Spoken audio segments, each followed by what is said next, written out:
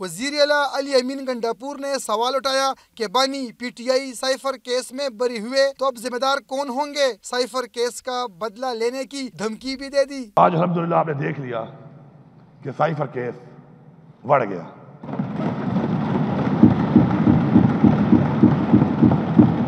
اب میں یہاں پوچھتا ہوں، اس فلور سے میں پیغام دے رہا ہوں کہ اس کیس میں عمران خان جیسے لیڈر کو اتنا عرصہ اندر رکھا گیا ہے، اس کا جواب کون دے گا؟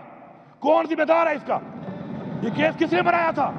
علی امین نے کہا کہ توشہ خانہ سے گاڑیاں لینے والے وزیر اعظم بن گئے ہیں، کبھی غداری تو کبھی دہشت گردی کا سرٹیفکیٹ دے کر ان کی برداشت کی حدیں ختم ہوئیں۔ چیف الیکشن کمشنر پر آرٹیکل 6 لگنے کا اشارہ بھی کیا۔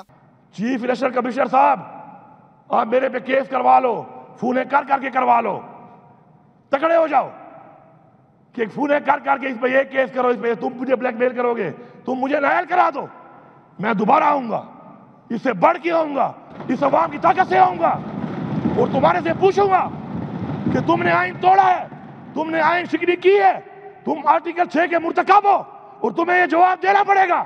وزیر اعلیٰ نے صوبائی اسمبلی سے خطاب میں اعلان کیا کہ صوبے میں منشیات فروشی کی خاتمے کے لیے قانون میں ترامیم کر کے سزائے موت کی سزا تجویز کریں گے۔ کیمرہ مین حزب اللہ کے ساتھ عارف حیات، ڈان نیوز، پشاور۔